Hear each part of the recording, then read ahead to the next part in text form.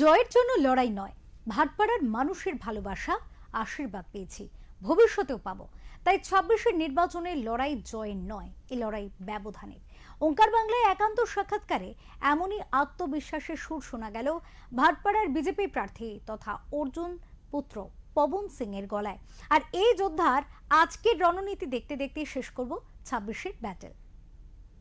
এখন আমার জিতার জন্য আমি কখনো লড়াই করে না, আর আজ এবারও আমি লড়াই করছে না শুধু জিতার জন্য। এবার মার্জিন কি করে ইনক্রিজ হবে, আমার টার্গেট আছে মোর দেন 30,000 প্লাস। তো ওর জন্যই আমি হার্ড ওয়ার্ক করছে। কেন আমি দেখুন, বিশ্বাস মানুষে কব হয় যখন আপনি মানুষের সঙ্গে থাকে, মানুষে কাজ করে। আর এখানে যে লোক আছে আমার ভোটার নেই, আমার ফ্যামিলি লোক আছে, আমার ফ্যামিলি মেম্বার্স। তো जब फैमिली मेंबर সঙ্গে আপনি সব সময় থাকে, সব সময় अवेलेबल থাকে, তো फिर আপনার ভয় কি? আপনার বিশ্বাস আছে কি আপনার ফ্যামিলি লোক আপনার সঙ্গে থাকবে, আপনাকে নিশ্চয়ই আপনাকে। কেন আপনি দেখবে পুরো ব্যারাকপুরের লোকসভার মধ্যে একটাই সিট বারবার কেন আমি বিজেপি এখানে সিট কেন জিতছে? কেন এখানে যে লোক আছে বিজেপি মাইন্ডেড আছে, বিজেপি কে সাপোর্ট করে, এই জন্যই আমি জিতছে। বাকি বিধানসভায় তো হতে পারে কিছু না কিছু গড়বড় হয়ে যাচ্ছে, লেকিন এবার আমার দেখবেন এবার আমার সরকারও আসবে আর ভালো সিট নিয়ে এবার সরকার করা যাবে। যুদ্ধের ভবিষ্যৎ কি হবে? এখন আমার সরকার আসলে কেন আমার বাবা যে ফাদার ছিল, আমার ঠাকুর বাবা জুট মিল ওয়ার্কার জন্য প্রচুর কনসার্ন ছিল। ওই সময় যে সময় ও পার্টি করতো না, পলিটিক্স করতো না, শুধু ইউনিয়ন করতো। জুট মিল মজদুর জন্য কেন আমারই বাবা ইউপি বিহার থেকে প্রচুর লোককে, আমার ঠাকুর বাবা নিয়ে এসে এখানে চাকরি জুট মিলে লাগিয়ে দিয়েছে। তো জুট মিল মজদুরের জন্য প্রচুর একটা থাকে, একটা ফিলিংস থাকে, ইমোশনস ফিলিংস। তো এই জন্য জুট ইন্ডাস্ট্রির জন্য আমার বাবা সব সময় অ্যাভেলেবল থাকবে, মজদুরের জন্য অ্যাভেলেবল থাকে, মজদুরের দুঃখ সুখ যা হয় ওর জন্য অ্যাভেলেবল থাকে। তো যখন সরকার আসবে তো বাবা আর আমি और इवन আমার যে লিডার অফ অপোজিশন আছে শুভেন্দু দাও জানে জুট ইন্ডাস্ট্রি কত ইম্পর্টেন্ট আছে ওয়েস্ট বেঙ্গলের জন্য। ওয়েস্ট বেঙ্গল ডেভেলপমেন্ট জন্য জুট ইন্ডাস্ট্রি একটা সবচেয়ে প্রায়োরিটি আছে। কেন কি এখানে জুট ইন্ডাস্ট্রি ব্যাকবোন আছে ওয়েস্ট বেঙ্গলে। আজকে আদার ইন্ডাস্ট্রি কেন এখানে ইনভেস্টমেন্ট করতে চায় না? কেন जब জুট ইন্ডাস্ট্রি কন্ডিশন ঠিক নেই তো বাকি ইন্ডাস্ট্রি কি করে আসবে? আপনি একটা শেয়ার মার্কেটও जब শেয়ার পারচেজ করে আপনি তো শেয়ারে পুরো দেখে তো রিপোর্ট কি 10 বছর মধ্যে 15 বছর মধ্যে এই শেয়ারে কি ভ্যালু ছিল আর আজকে কি ভ্যালু আছে, ওর পরেই আপনি ইনভেস্টমেন্ট করে। তো जब বাইরে থেকে যে ইনভেস্টর আসবে ও তো আগে দেখবে কি এখানে জুট ইন্ডাস্ট্রি যে আছে ওর পজিশন কি আছে, ওর কন্ডিশন কি আছে, ওর পরে তো ইনভেস্টমেন্ট করবে এখানে। এই জন্য তো এখানে এত দিনের মধ্যে ইনভেস্টমেন্ট হয়নি।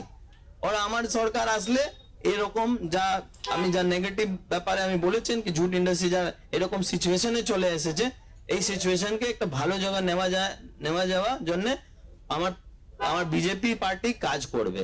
কেন জানে কি বাঙালকে একটা সোনার বাংলা করতে জন্য একটা জুট ইন্ডাস্ট্রি ডেভেলপমেন্ট করার দরকার আছে।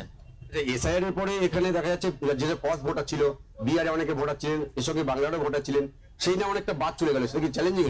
না, চ্যালেঞ্জিং কিছু নেই। দেখুন এসআইআর অদার স্টেটে 5টা স্টেটে তো ইলেকশন হচ্ছে, 4টা স্টেটে আপনি দেখেছেন খুব সুস্থভাবে এসআইআর হচ্ছে, শুধু এখানে কেন ডিস্টার্ব হচ্ছে? কেন দিদি ভালো করে জানে কি করে বাংলাদেশি যে একটা সমুদায় আছে এখানে এসে কি ফলস ডকুমেন্ট করে কি করে ভোটার হয়ে গেছে, দিদি ভালো করে জানে। আর এসআইআর হওয়ার পরে সব বাদ হয়ে যাবে। কেন 2002 এর সময় তো ওইসব নাম ছিল না, না ওর বাবা নাম ছিল না ওর নাম ছিল। তো 2002 এসআইআর ভোটার লিস্টের মধ্যে পাওয়া যাবে না, তো নিশ্চয়ই ওর নাম ডিলিট হয়ে যাবে। আপনি ভোটার কার্ড হতে পারে আপনি ফেক রেডি করতে পারবে, আধার কার্ড করতে পারবে, লেকিন 2002 এর রিপোর্ট কার্ড আপনি কি করে করতে পারবে? ও তো 2002 এর সময় যে ছিল ওর নাম থাকবে, যে ছিল না ওর নাম থাকবে না। তো এই জন্য প্রচুর লোক বাদ হয়ে গেছে। ওখানে আমারও যে বিজেপি সাপোর্টার আছে কিছু নাম বাদ হয়ে গেছে। কেন ওখানে আমার কিছু লোক আছে যে ডকুমেন্ট নিয়ে একটা নেগলেন্সি করে, ঠিক আছে পরে তো ডকুমেন্ট রেডি করা যাবে, পরে তো ধীরে ধীরে করে যা ভুল হয়েছে এবার ও ভুলকে কি করে কারেক্ট করা যাবে ও নিশ্চয়ই করা যাবে। লেকিন এরকম একটা প্রভিশন ছিল কি আপনি 2002 আপনার নাম না থাকলে ইভেন 1985 या 87 আপনার কেউ জমিন অমিন থাকবে, ওর ওর একটা পেপার থাকলেও আপনার নাম হয়ে যাবে।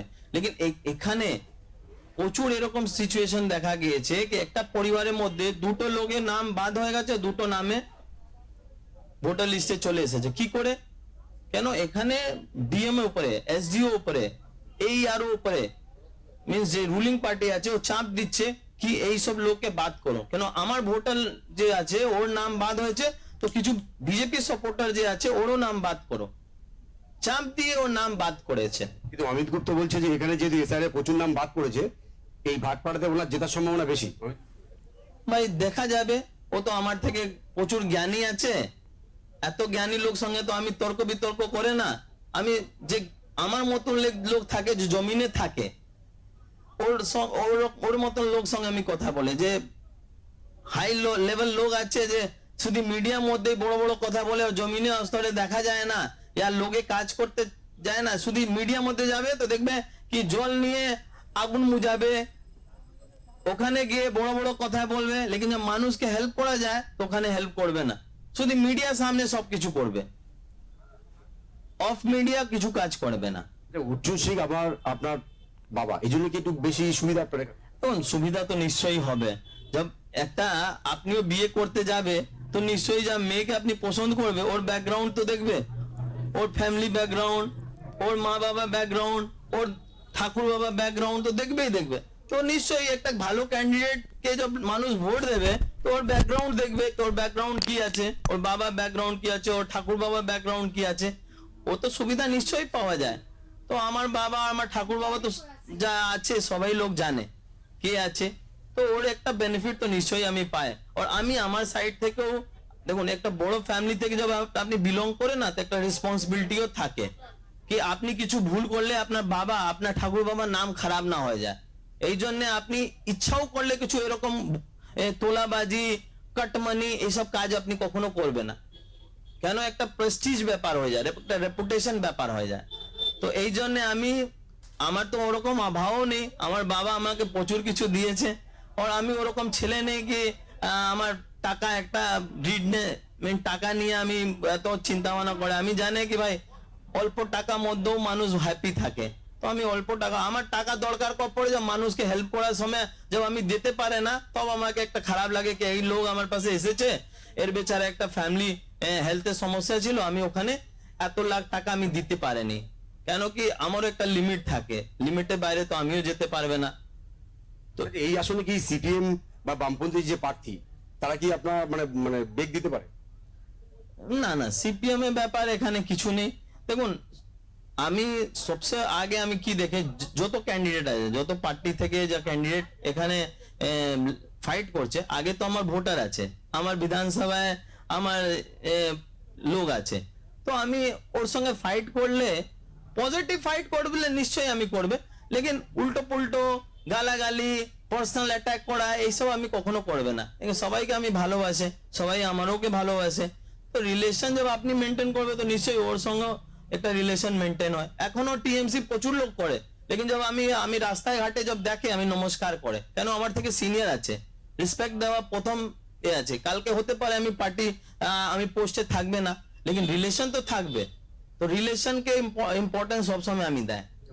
পবন সিং কি মন্ত্রী হবে যদি বিজেপি ক্ষমতা? দেখুন মন্ত্রী হবে না হবে তো আমার পার্টি ডিসাইড করবে, আমি তো শুধু চাই আমার সরকার চলে আসে কি আমি কাজ করতে পারে, যা মানুষ আমার থেকে মিন্স ইভেন আমার বাবা থেকেও আমার উপরে প্রচুর এক্সপেকটেশন রেখেছে, ওই এক্সপেকটেশনকে কি করে ফুলফিল করতে পারবে যখন আমার সরকার না থাকলে। সরকার আসবে তো এইসব এক্সপেকটেশনকে আগে আমি ফুলফিল করবে। মন্ত্রী তো একটা খুব বড় ব্যাপার আছে, আগে তো এক্সপিরিয়েন্স আমি নিয়ে নেয়, আগে তো মানুষে কাজ করে দেয়, ওর পরে দেখা যাবে। একদম শেষ, অমিত গুপ্তা তার স্পষ্ট অভিযোগ যেটা যে অ্যাকচুয়ালি এই যে শিল্পাঞ্চল বা ব্যারাকপুর যে অঞ্চলে এখানে যে মানে শিল্পগুলো বন্ধ হয়ে যাচ্ছে বা এই যে নৈরাজ্য, এর পিছনে তো অর্জুন সিং রয়েছে, উনি কার বিরুদ্ধে অভিযোগ করছেন? আচ্ছা আপনি আমার থেকে কোশ্চেন করলে আমি অ্যান্সার দেবে, তো আপনি বলবে আমি ছেলে আছে তো আমি আমার বাবায় ফেভার করবে, ঠিক আছে ভালো হবে। আপনি জুট ইন্ডাস্ট্রি যে কাজ করছে মানুষ, ওর থেকে জিজ্ঞেস করুন কি আমার বাবা কি কন্ট্রিবিউশন আছে জুট ইন্ডাস্ট্রি নিয়ে। এরকমও ইন্ডাস্ট্রি আছে যে কত বছর থেকে বন্ধ ছিল, বাবা একটা লোক সঙ্গে কথা বলে বলে জুট ইন্ডাস্ট্রি চালু করিয়ে দিয়েছে। তো বাবা ব্যাপারে আমার থেকে খুব ভালো হবে যে এখানে লোক আছে যে রুট ইন্ডাস্ট্রির মধ্যে কাজ করেছেন এত বছর বছর থেকে, ওরকম লোক কোথায় বলতে পারবে? কেন সিনিয়র লোকের ব্যাপারে ভালো করে বলতে পারবে। আমি তো 2019 থেকে রাজনীতির মধ্যে অ্যাক্টিভ ছিল, আগে তো ছিল না, আগে তো বাইরে কাজ করতো, বাইরে পড়াশোনা করেছেন। তো আমি এত পলিটিক্সের মধ্যে ইন্টারেস্ট আমার ছিল না। তো এই জন্য আমি চাই কি আপনি মজদুর থেকে জিজ্ঞেস করলে খুব ভালো অ্যান্সার পাবেন। আচ্ছা, আপনার কেন্দ্রে মহিলা যে ভোট রয়েছে তারা তো লক্ষ্মীর ভান্ডার, যদি বলে লক্ষ্মীর ভান্ডার পাচ্ছি আমি, আপনি পবন সিংকে ভোট কেন দেবো, কি বলবেন? আচ্ছা, আমি একটাই কথা বলবে কি আপনি মহিলাকে বলছে কি আমি 1500 টাকা দিচ্ছে, তো মহিলা বলবে কি আমি পবন সিং এ কেন ভোট দেবে, আমি বিজেপি কে কেন ভোট দেবে, আমি টিএমসি কে কেন দেবে না। আমি একটাই কথা মহিলা যে মা বোন আছে, আমি একটাই কথা বলবে, এক সাইড থেকে আমি 1500 টাকা আপনাকে দিচ্ছে, এক সাইড থেকে ইন্ডাস্ট্রি বন্ধ করে দিচ্ছে, আপনার কি 1500 টাকার মধ্যে আপনার ঘর বাড়ি চলবে? আবার এরকম হবে তো বলুন আমি 1500 টাকা দিচ্ছে, আর আপনার যা হাজবেন্ড আছে আপনার ও কাজ থেকে বসিয়ে গেছে, 1500 টাকার মধ্যে আপনি আপনার এক মাসে আপনি বাড়ি যা খরচা অর্চা হয়, আপনার ছেলে মেয়ে যা পড়াশোনা করে টিউশন করে, ইয়া আপনার যা নিড আছে, ফ্যামিলি যা নিড হয়, ও 1500 টাকার মধ্যে আপনি করতে পারবে তো খুব ভালো। তব তো আপনি টিএমসি কে সাপোর্ট করুন, আমার প্রবলেম নেই। লেকিন একটাই আমি বলবেন কি এই সময় একটা রাইট সময় আছে, এই সময় না চেঞ্জ করলে ফির 5 বছর পরে ফির আপনি ভাববেন, 5 বছর যা আপনি সফর করবেন, ফির ওই সময় আপনি বলবেন কি এরকম কেন হচ্ছে, মিন্স আমার থেকে যখন কোশ্চেন করবে এরকম কেন হচ্ছে, তো আমি বলবেন কি ভুল তো আপনি করেছেন। जब ইলেকশন সময় ছিল তো আপনি 1500 টাকা দেখেছেন, এখন যখন এরকম সিচুয়েশন চলে এসেছে, যখন আপনার 5 বছর থেকে আপনার হাজবেন্ড বসে আছে, কাজ করতে পারছে না কেন, মিল বন্ধ আছে, তো ফির আপনাকে কেউ হেল্প করতে পারবে না। আচ্ছা, অভিষেক বন্দ্যোপাধ্যায়কে কেমন লাগে নেতা হিসাবে, যুব নেতা হিসাবে? আমি অ্যাজ এন লিডার আমি কখনো ভাবে না, আমার লিডার আছে নরেন্দ্র মোদীজি, আর আমার স্টেটে যা লিডার যাকে আমি পছন্দ করে শুভেন্দু অধিকারী জি কে। না, অভিষেক বন্দ্যোপাধ্যায় বলছেন যে যদি বিজেপিকে বাংলায় ক্ষমতা আনা যায় তাহলে যে বাঙালি যারা তাদের মাছ মাংস খেতে দেবে না। দেখুন এইসব বলে যায় না, একটা ফ্রাস্ট্রেশন চলে এসেছে রুলিং পার্টির মধ্যে, ও জানে কি এবার হারবে, তো এই জন্য উল্টো পুল্টো প্রচার করছে কি মাছ মছলি বন্ধ হয়ে যাবে। ইউপি বিহারের মধ্যে কি হয়েছে, যেখানে ধার্মিক জায়গা আছে ওর একটা রেডিয়াসের মধ্যে আপনি মাছ মছলি খেতে পারবে না, রেডিয়াসের বাইরে তো আপনি খেতে পারবে। আর যেখানে মন্দির আছে ওখানে আপনি মাছ মছলি খাবে তো একটা ভালো তো হবে না। তো বলা গেছে মন্দিরের পাশে, মন্দিরে একটা 5 হতে পারে 4 কিলোমিটার 2 কিলোমিটার মধ্যে আপনি খেতে পারবেন না, ওর পরে আপনি খেতে পারবেন। লেকিন এই সব লোক একটা মিস প্রচার করছে কি বিজেপি আসলে আপনি মাছ মছলি খেতে পারবে না। আপনি গুজরাটে চলে যান, ওখানে তো সবাই ননভেজ খায়, দিল্লি চলে যান ওখানেও ননভেজ খায়, মুম্বাই চলে যান, মহারাষ্ট্র চলে যান ওখানেও খাচ্ছে। আমি তো মানুষকে বলবে এইসব যা মমতা ব্যানার্জি অভিষেক ব্যানার্জি উল্টো পুল্টো মানুষকে বুঝাচ্ছে, ভালো হবে মানুষ নিজে গিয়ে আমার সবাই কেউ না কেউ ফ্যামিলি তো বাইরে কাজ করছে, ওর থেকে জিজ্ঞেস করে নাও কি মাছ মছলি বন্ধ আছে কি ওখানে খাওয়া যাচ্ছে। সত্যি একদম শেষ, ভাটপাড়ার অনেকটা পার্সেন্টেজ সংখ্যালঘু ভোট, বিজেপি কি সে ভোট পাবে? সংখ্যালঘু ভোট জন্য আমি কখনো চেষ্টা করে না, কেন আমার যা লোক আছে আমি ওর থেকেই স্যাটিসফাই আছে। আমার ঠাকুর বাবাও বলতো আমি 2 ভোট থেকেও জিতবে, লেকিন আমার সনাতনী লোক যে আছে আমার ভোট দিলে আমি জিতবে, আর না তো কই আমার সমস্যা নেই। আপনি বলছেন সংখ্যালঘু ভোট আমরা চাই না, এরকম আমি বলে না। আপনি বলছেন না ভোট পাবে তবে আপনি কি করবে, তো আমি তো ফোর্স করে না কারোকে কি আপনি আমাকে ভোট দাও, আমি আমার নিজেও লোককে ভোট জন্য আমি প্রেসার করে না।